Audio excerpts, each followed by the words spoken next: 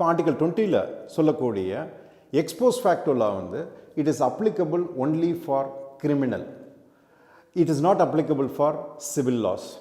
இப்போ உதாரணத்திற்கு இந்த எக்ஸ்போஸ் ஃபேக்டோ லா வந்து இன்றைக்கி பண்ணக்கூடிய ஒரு குற்றத்திற்கு இன்றைக்கி என்ன சட்டம், இன்றைக்கி என்ன தண்டனை அப்படிங்கிறது வந்து இது வந்து சிவில் லாக்கு இது பொருந்தாது.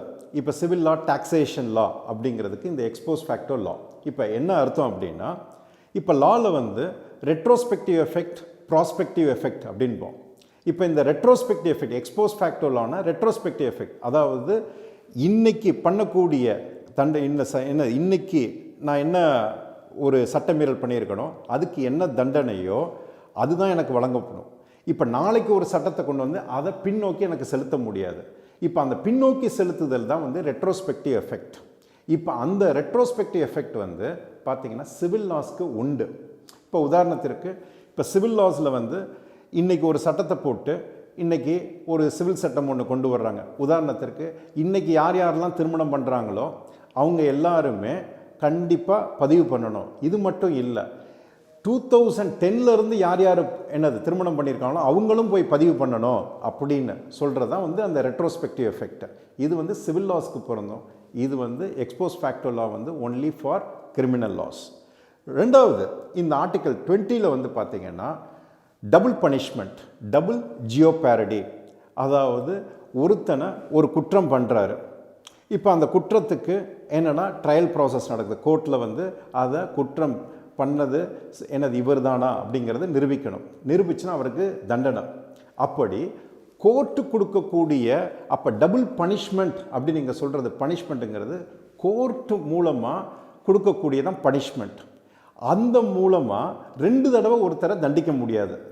ஒரு குற்றத்திற்கு 2 தண்டனை வழங்க முடியாது.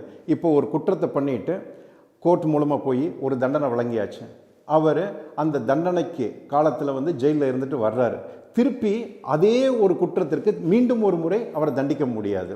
இதுதான் வந்து 2வது ப்ரொடெக்ஷன். பட் அதே இது வந்து punishment granted by department, not court. இப்போ கோர்ட் இல்லாமல் டிபார்ட்மெண்டல் ஆக்ஷன் எடுக்கிறாங்க. இப்போ ஒருத்தர் வந்து டிபார்ட்மெண்ட்டில் ஒரு தண்டிக்கிறாங்க, சஸ்பென்ஷன் பண்ணுறாங்க, அது பனிஷ்மெண்ட் இல்லை. That is not amounting to punishment. 3வது வந்து செல்ஃப் இன்கிரிமினேட்டிங் எவிடன்ஸ், அதாவது ஒரு வழக்கில் தப்பு செஞ்சுட்டாரு, கோர்ட்டுக்கு போகிறாங்க, கோர்ட்டுக்கு வந்து தகுந்த எவிடன்சஸ், சான்று ஆவணங்கள் எல்லாமே இருந்தால் தான் அவரை தண்டனை பண்ண முடியும். அப்போ அந்த எவிடன்ஸை வச்சு தான் ஒருத்தரை தண்டனை பண்ணும்போது அந்த எவிடன்ஸ் வந்து வேறு எந்த எவிடன்ஸுமே இல்லை, நான் தான் சொல்கிறேன்.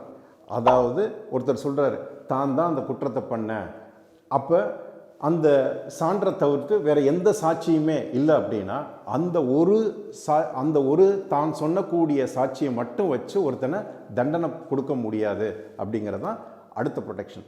இது எதுக்கு அப்படி சொல்கிறாங்க அப்படின்னா, சில நேரத்துக்கு போலீஸ் வந்து அந்த குற்றவாளியை வந்து ஒரு வலுக்கட்டாயமாக ஒரு அச்சுறுத்தி பயமுறுத்தி அந்த குற்றத்தை ஒத்துக்கிற வைக்கலாம். ஸோ அந்த மாதிரி நடக்கக்கூடாது அப்படிங்கிறது. அப்படி இந்த ப்ரொடெக்ஷன் இல்லை அப்படின்னா போலீஸ் ஈஸியாக எல்லாரையுமே ஒரு வழக்குகளை ஒத்துக்க அப்படின்னு சொல்லிட்டு ஈஸியாக முடிச்சிருவாங்க. அப்போ இந்த 3 ப்ரொடெக்ஷனுமே ஆர்டிக்கல் 20ல் சொல்லப்பட்டிருக்கு. அதாவது எக்ஸ்போஸ் ஃபேக்டோ லா, double ஜியோபேரடி, self incriminating evidence.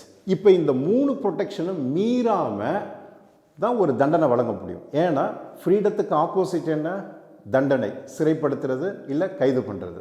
So இந்த ப்ரொடெக்ஷன் ஆர்டிகல் 20ல் கொடுத்துருக்கு.